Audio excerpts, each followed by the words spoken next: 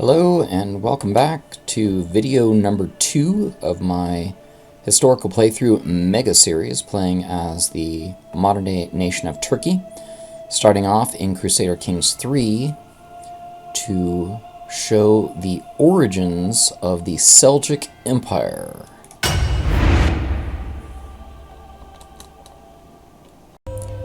Quick little recap. In video 1, we started off in this area up here as Oghuz Il, the Seljuks being Oghuz Turks originally, who then migrated down to the southeast in the area of Jind, and ultimately continued migrating through, and ultimately taking over the kingdom of Transoxiana.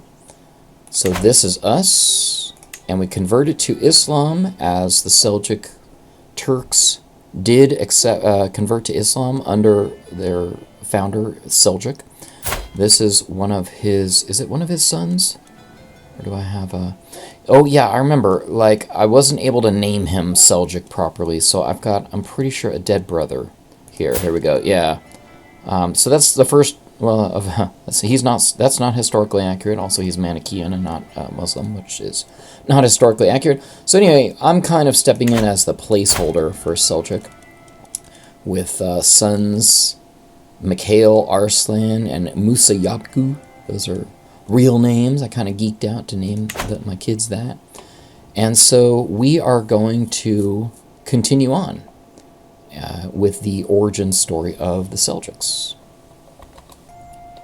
Following his conversion to Islam, and as I mentioned a couple times in the previous video, the Seljuk Turks were nomadic wanderers with their horse-based, steppe-based culture with the herds and everything.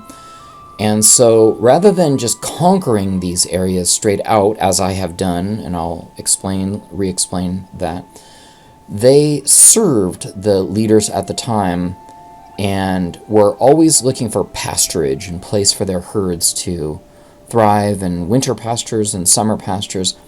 And so they weren't initially a conquering people, but the concept of soft power and sort of occupying a land without conquering it is just unfortunately not something we can do in Crusader Kings.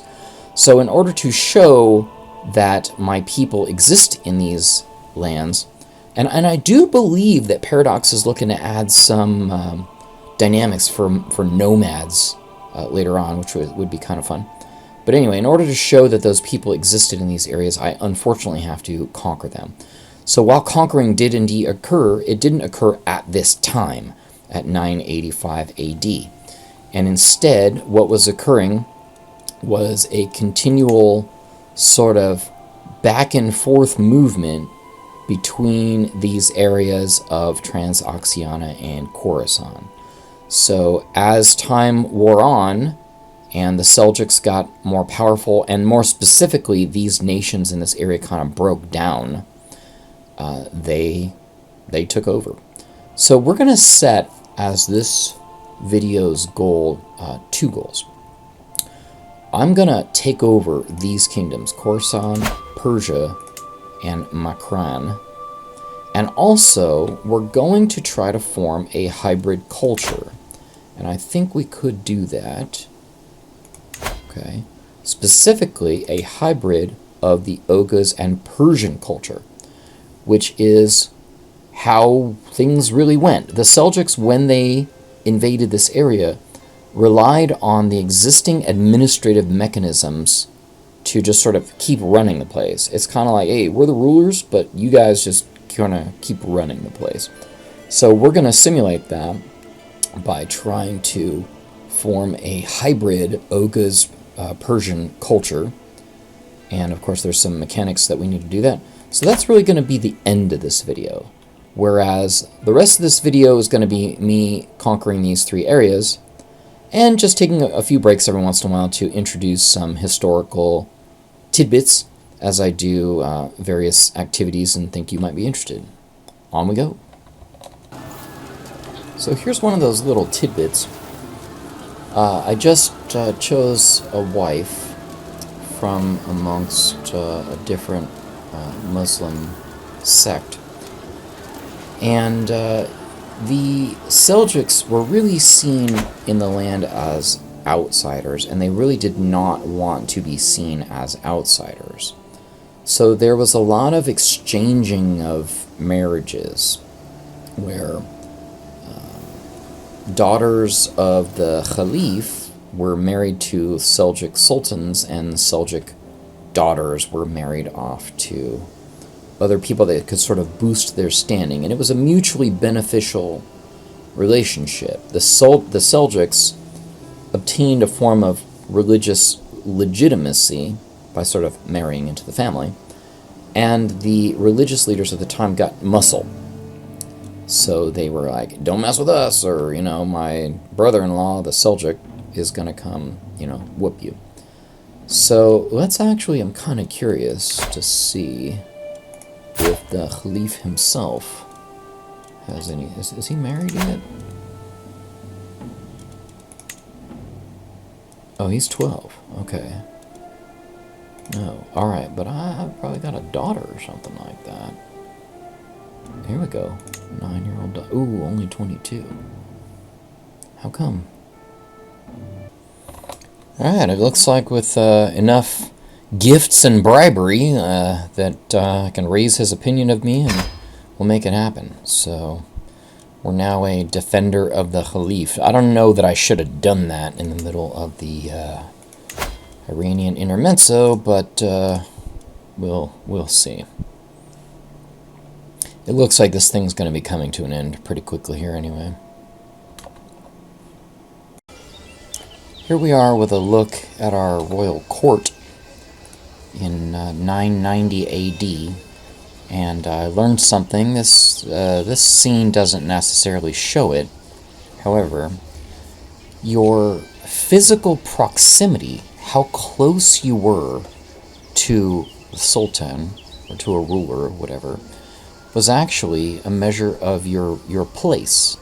So if you were far away, you were sort of low down on the totem pole, but if you sat close to the ruler, you were high up. And this actually sheds light. There's a Bible proverb, chapter 25, verses 6 and 7, which basically advises you as a person to not take a seat close to the king, but rather take a seat far away from the king, so that instead, if you took a seat close, the king would say, no, go sit further away from me. It's better to take a seat that's far away and have the king say, no, please come sit closer.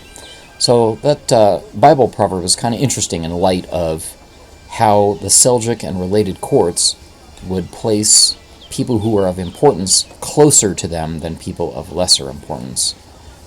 Doesn't really have much to do with our goals, but at the same time, an interesting little historical tidbit.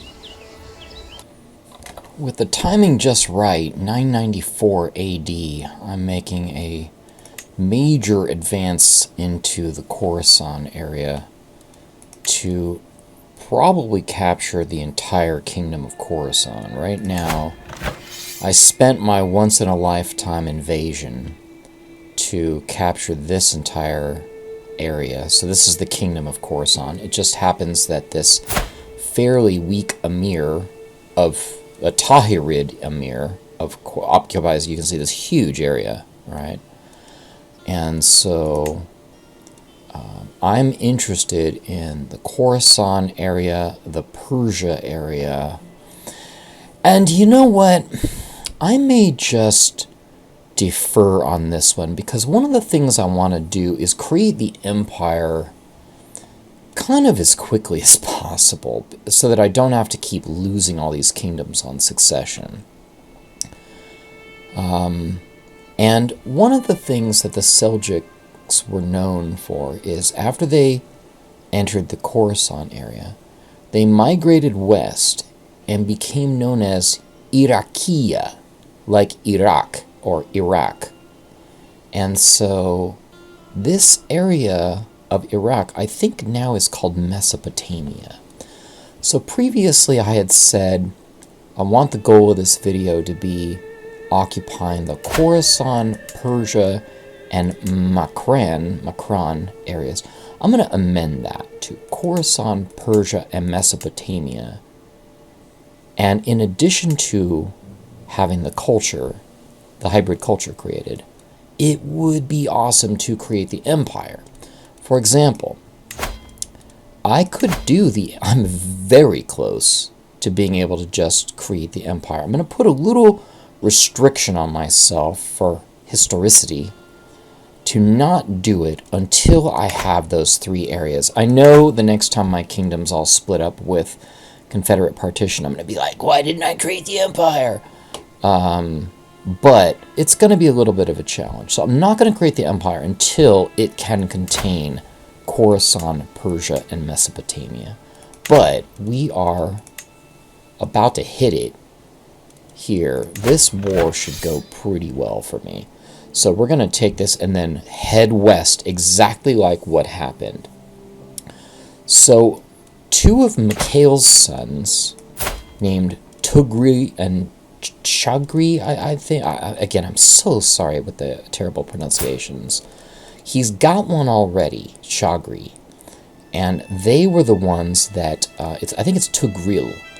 They were the ones that kind of split the empire, where Chagri got the sort of eastern half of it. That's so more on the Khorasan side of things, and Tugril got the western half of it. So in addition, once they moved south, as we're doing, they headed west to conquer more lands. So we're gonna do that, and wish me luck. 994 AD. Let's see if we can pull it off by 1040 AD, which is when it actually happened. Unrelated to the war, we just got another marriage proposal from the Caliph, which I'm very surprised about.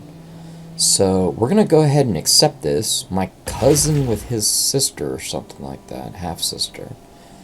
And like I said earlier, arranging the back and forth between the Caliph and the Seljuks very much happened in history. So even though there's not really much benefit to us, although this guy's going to get a fair amount of prestige, so that's cool. We're going to do that just to mimic it. So again, that really doesn't really have anything to do with the war. Let's keep going with the war. Alright, 995 AD, the concession ending for the Iranian intermezzo fired. I kind of got these mechanics wrong in video 1, where I predicted that one of the phases was one of the endings. That's incorrect. Basically, within the phases, you can't possibly trigger one of the other endings, but if you don't trigger an ending, then you get this concession ending, which is what happens. Or, excuse me, what happened. The Caliph has suddenly conceded and forsaken any hope of reunifying Arabia and Persia.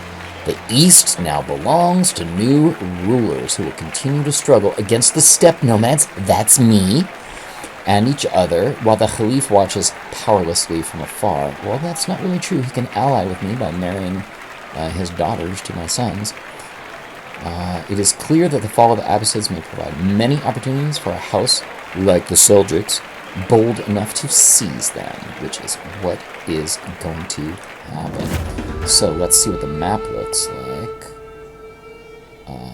No changes. Kind of surprising. I thought it would have all, like, blah, just kind of petered out. But apparently the Arabian Empire is gonna just stay there. So, alright, well, we'll keep going. Wrapping up the war in Khorasan, in effect, I think I'm just gonna let it go time-wise. I mean, we should have... This should just be done. 97%. I'm surprised I don't have a tick on this one, but any minute one of these is going to come through. Yeah, and probably score me my next one. Okay, so we get to choose another dynasty legacy, and when I first start... Oh, it's not going to keep going with the time. When I first started in video 1, I said I was going to go 2-2 for warfare and blood. Blood was a logistical choice, meaning I just want to be able to have good traits in my dynasty. And warfare, because obviously the Seljuk Empire, they were conquerors. So I'm going to kind of pause these two and look around for another one that matches in history. So, and I'm going to do it basically by what the immediate benefit is, not what the overall description is. So the two that I've got my eyes on are this desirable match, because like I've been talking about, marrying into the Caliphate and, you know, not being an outsider, so through marriage. But I think the one I'm going to really go for is, where's it at? Is here. Not the guile so much, but again, ominous reputation. There were so many passages where a lot of people believed that the Seljuks were like the scourge of God, and that they represented the Mahdi, the Messiah, the Islamic Messiah that was going to come back, and they were there to sort of punish. So I think an ominous reputation is a perfect, historically accurate piece to add to our dynasty legacy. And again, right now we're at Yuishta, which is how we started, right? But once Seljuk passes away, we're going to change from the Yuishta house to the Seljuk house. And the house was indeed named after him. Now, I guess technically Seljuk is dead already, and this is really Khan Karate, so we're going to name it in honor of our dead brother, right? So anyway, we will do that. Oh, and there's the end of our war. Okay. So let's go ahead and just force our demands. We couldn't take any hostages. That kind of sucks. A massive, massive land gain here. Basically, practically the entire kingdom area of Khorasan. So we are from here going to push west into Persia and Mesopotamia. Fast forwarding to 999. Oh, you know what? We can't do this. We got to party like it's 999. Hold on. Fast forwarding to, boom, 1000 AD. Anyway. What was Khorasan by name, not by geographic location, has splintered. And what's all this purple over here? What's going on here? Liberty War, Independence War. Okay, fine. They can fight all their stuff over there. No big deal. Has splintered, which is good news for me. So we're at, let me back off of this. We're here. We've extended westward into Persia a bit. But the fact that that Khorasan emirate kind of splintered off there, I mean, these guys is going to be like, whip.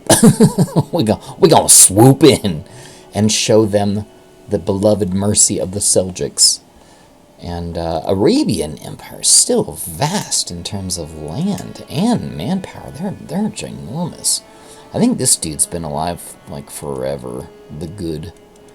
And so going after him would be difficult. So we're going to see if he can fracture off here a little bit too. Has he got a lot of kids? 15 of them. That's good. How many men? 2. Alright, yeah, so when this guy dies, his whole kingdom's gonna fracture as well, which I'm looking forward to. So for now, we're gonna stay focused on Khorasan. We could, at any moment, found the new empire. I'm there. I think the only reason I can't do it right now is because I'm traveling. So again, like I said, I don't want to do it until I have those 3 kingdom level titles under me, though. So Persia, we're going to make moves on now, and then start into Mesopotamia.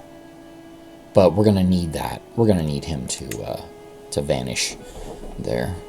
But anyway, lots more progress. I'm feeling pretty good about it. Okay, I didn't even know this. This is just, okay, I'm stupid, but this is one of those, I've played a Paradox game. I mean, I don't even, let me just go check. Okay, how long have I been playing Crusader Kings 3? 591.3 hours. I played Crusader Kings 3, which again is not huge compared to, Paradox players. I've been playing this for 591.3, and I did not know you can inherit vassal contracts that say this dude has guaranteed rights to the council. This is ridiculous. Okay, so it's like, I'm going to have to pay attention to that when I'm bringing on vassals. That's crazy. These dudes joined my council. They're total losers. Like, I just had a 23 spy master replaced with an 11. And Andy's pissed at me.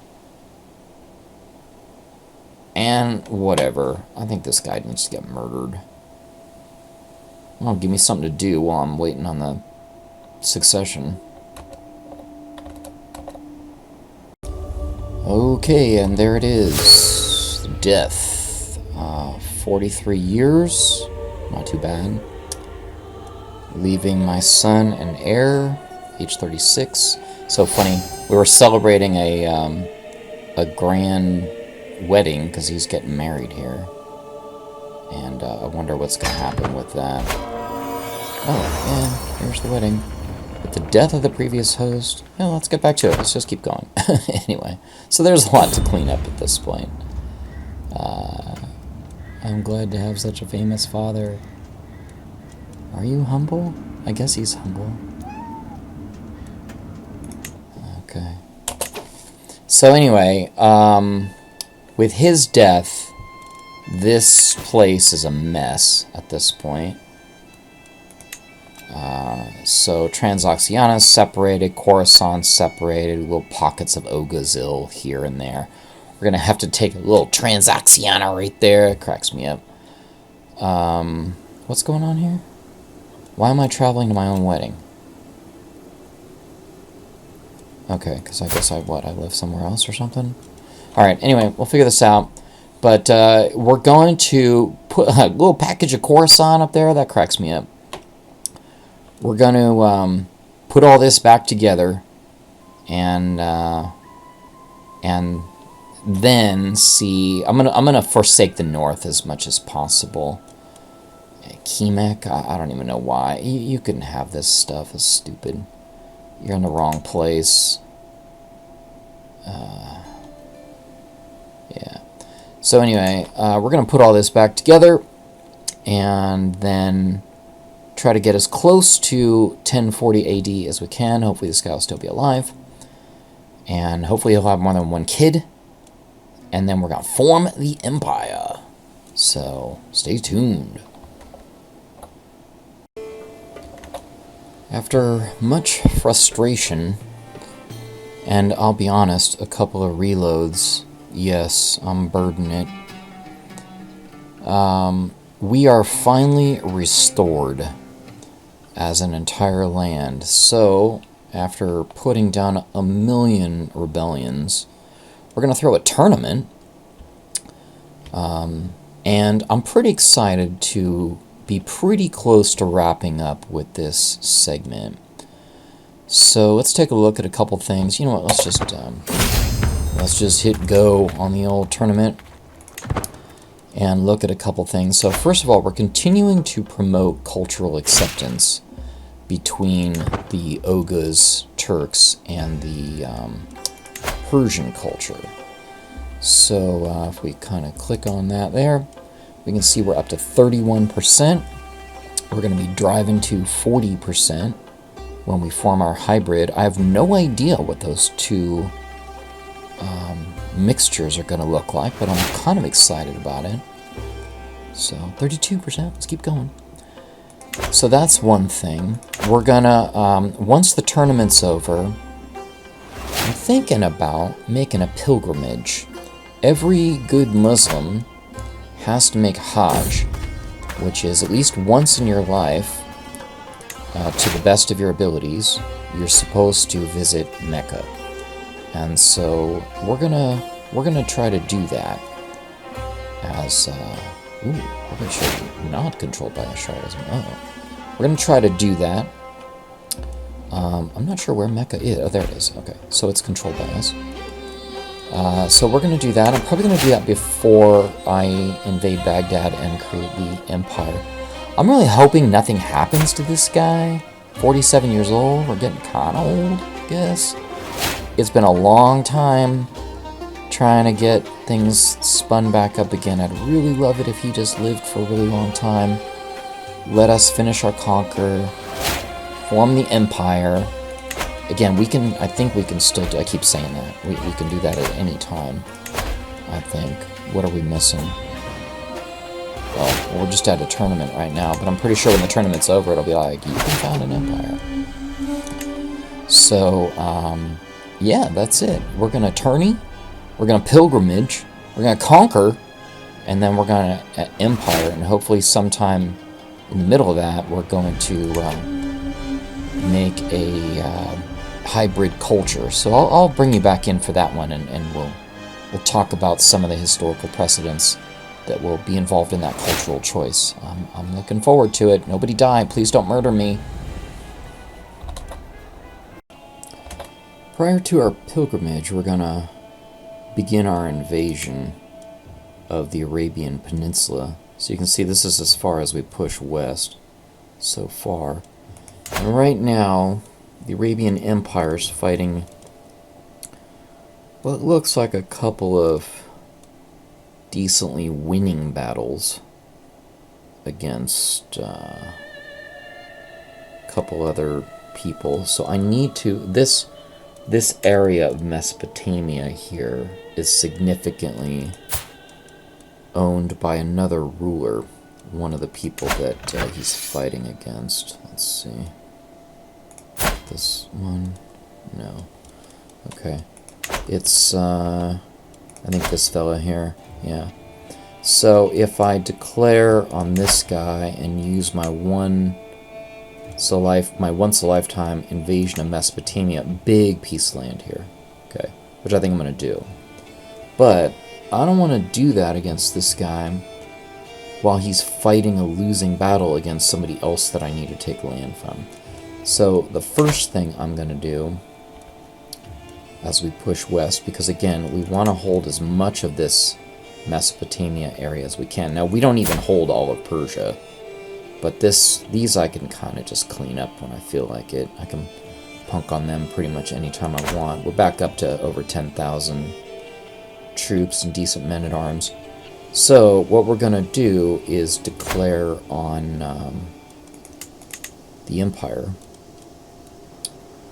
Where are you at? There we go. We're going to declare on you, but just specifically this Duchy of Basra. Right? Yeah. Okay. And we have the piety to pull it off. And they have no allies. We're bigger than them anyway.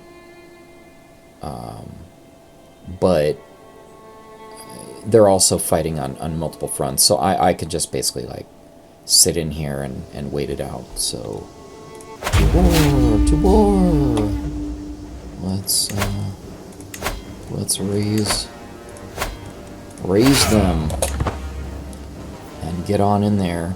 So we're still very focused, men-at-arms wise, on horse archer, light foot, siege weapons. So it's a lot of horse archer, which we're gonna stick with that.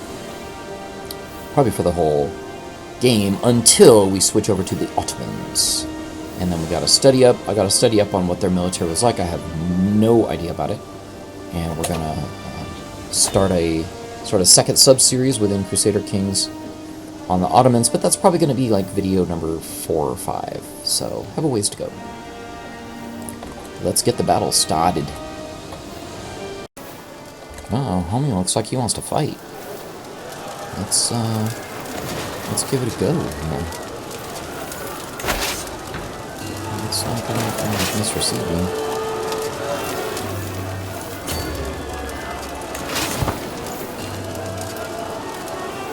Just stay there on that. Oh, he's coming back to recover his other property. Oh, let's do. Let's see if he runs like they all do. Fortunately, I'm Oguz and get plus 25% to my army speed, and I've got martial that gives me plus 25. Look at those green horsies. Love it. Love it. Should get a big bump on this one from the battle, because he basically brought in everything he has. That's going to be 50 plus at least. Boom, there it is. Okay. Ooh, and my child died while I was away. That sucks.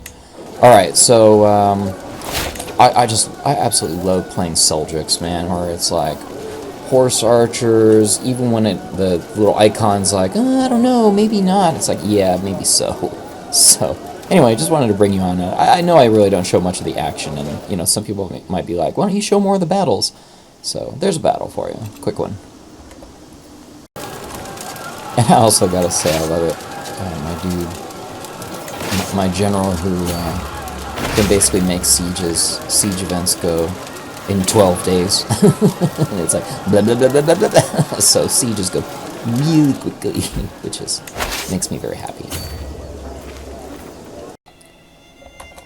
As the Seljuks were in 1021 AD, as the Seljuks began to be more present in the Iranian plateau, in the areas of Khorasan and ultimately Persia, they moved away from their capitals, or their, you know, normal places that they lived, and began to live more centrally in these areas. So I have two sons that are named appropriately. We have Chagri, the Gouty, who, according to my reading, was stationed more in the Khorasan area and was kind of forgotten, actually. I don't want to say forgotten as much as not really talked about as much. But rather, my other son, Tugril, where's he? He's way down the line here. I got him kind of later. Thought he was around. Maybe he's dead. There we go. He was focused a lot more in the west. And so when I do have an empire, what I'm going to do is basically give Khorasan to Chagri and his heirs, and Persia and probably Mesopotamia, both, to his heirs, to Tugrils, and see if we can focus on them quite a bit more. So what we're going to do right now, because I'm sick of running all the way down here for various social events, is we're going to move our capital right now to Nishapur, where you be. That was around here. Yep, there it is. Okay. So we're going to move the capital here. Yay. To indicate more of the Seljuk presence in the Middle East here, and not so much up north here, but rather down here. So with that done, also I did that for a little bit of practical reasons, because I don't have to make this long pilgrimage to Mecca, which we're going to do now, our Hajj, right? So we're going to go to Mecca, and it's still... Wow, that's still a bit of a ways, but I mean, imagine if it was all the way back up at Yangikent or whatever it is. So that's still quite a bit of a hike. There's a lot of places that I want to add on the way there, and things I want to avoid and all that sort of thing. So anyway, I'm not going to show you that, but it's going to be quite a long journey that we are obligated to take to be a good Muslim. And let's get started. Let's hit the road. So they do a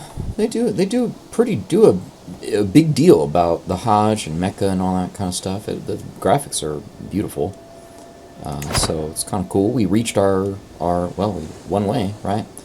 So we are pilgrimaging, and we're gonna do our thing and head back.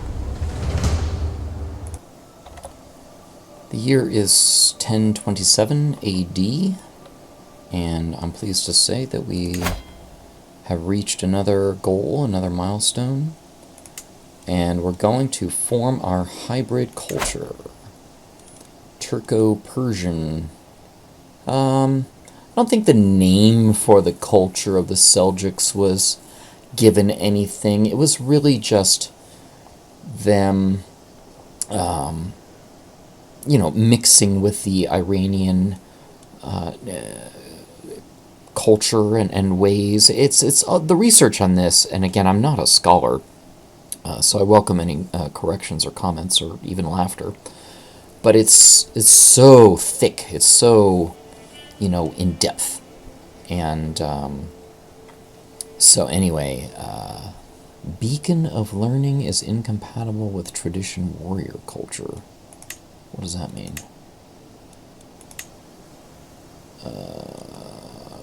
Okay. Oh, all right. I see. It's probably just yeah. So anyway, what we're gonna do? Let's try this.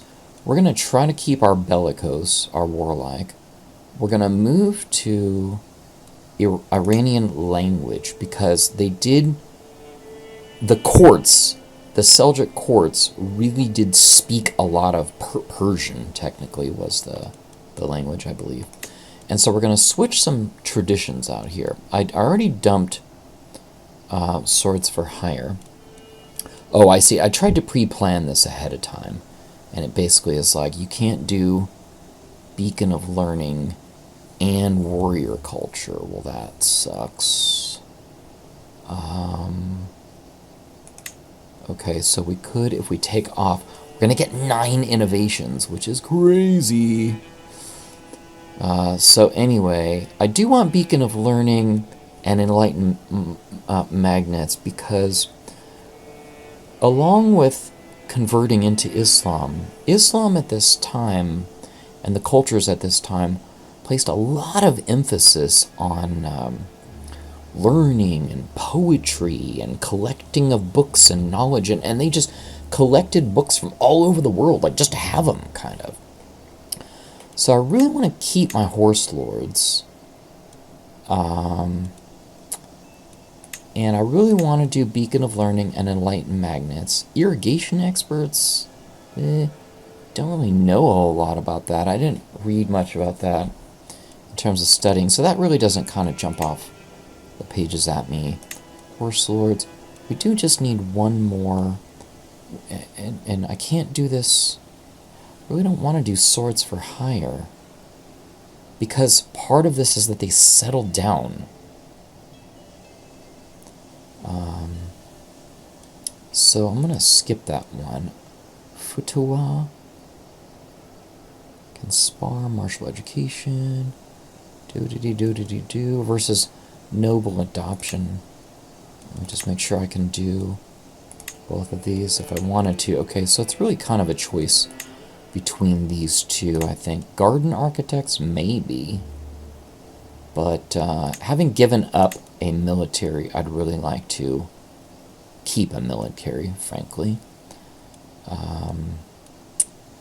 So I'm leaning more towards this Futuwa. Okay, noble adoption, able to offer adoption, culture's going to adopt. Let's go ahead and just stick with the military. As far as the aesthetics go, we're going to switch over more to the Iranian side of things. Okay. And then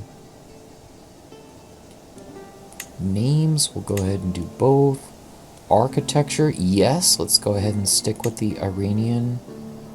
And then fashions, let's begin to abandon the Turkic fashions. Although, was that really true? I don't think that was really true. So we'll go ahead and stick with both. But, I'll do a more Iranian, I should probably pronounce it properly. I don't even know if that's proper. Correct me, go ahead. And here we go. Boom. Okay, so we are Turco-Persian, which more accurately reflects what the Seljuks truly were. Alright, Kingdom of Persia. Let's do it. Boom. Another kingdom under my belt. And my son is now officially the Prince of Persia. That's right. Alright, the year is 1033. And I pulled the trigger a little too soon here. Primarily because I'm gonna die.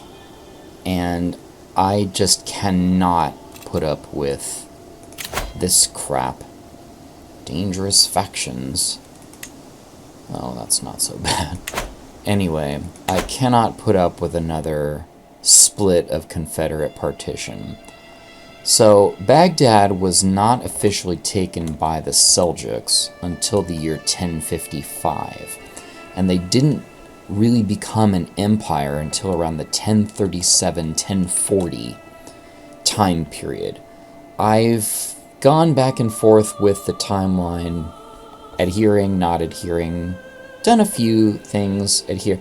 But this, I'm just going to pull my hair out if I've gotten this far, and if I don't basically declare the empire at this point, I'm just not going to be happy at all. So, we're going to do it. Okay. We have everything that we need to do it. This will be the first time ever playing Crusader Kings 3 where I have founded a new empire. I've done some of the other historical choices that create an empire, but the first one doing found a new empire, I've never done it before. So, very happy to do it right now with you watching. Thank you to my one viewer. So here it is. Boom.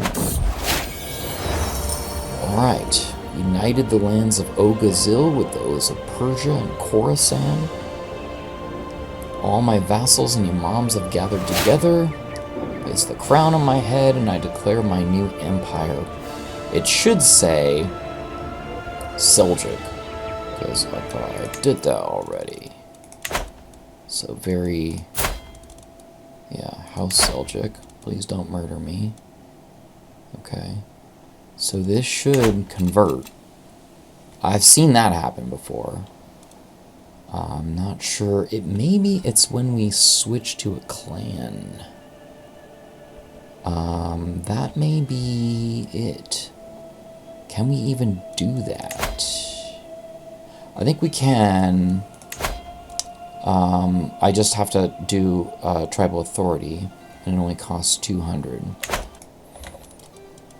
And we're going to pump up tribal authority. We're going to take the decision to switch to clan ways. Long live Seljuk. Okay. Taxes. Fine. Oh, there it is. There it is. The Seljuk Empire has begun. Now, it is not even anywhere near finished. So with the Seljuk Empire formed, and 7 years too soon, and Baghdad taken 12 years too soon, sorry, I couldn't wait. I really couldn't. We're gonna set about growth and expanding the empire, get into the concepts of the Great Seljuk Empire, but of course we're not playing modern-day Seljuk. We're playing modern-day Turkey, which is in this area. And this was all to bring us into the origins of the Seljuk Empire and eventually to spread into the Anatolia area. And we're going to look at, I don't think we can see it anymore, the decision to form the Sultanate of Rum. Which we cannot do because we're an empire at this point. So we're gonna, in the next set of videos, kind of expand and also diminish because the Mongols are coming. And we'll see how that works out. But for now, I think we're off to an amazing start. I'm feeling good. And just want to thank you for joining. Thank my one viewer for watching. And I look forward to doing the next part with you, video number 3. Thanks for watching.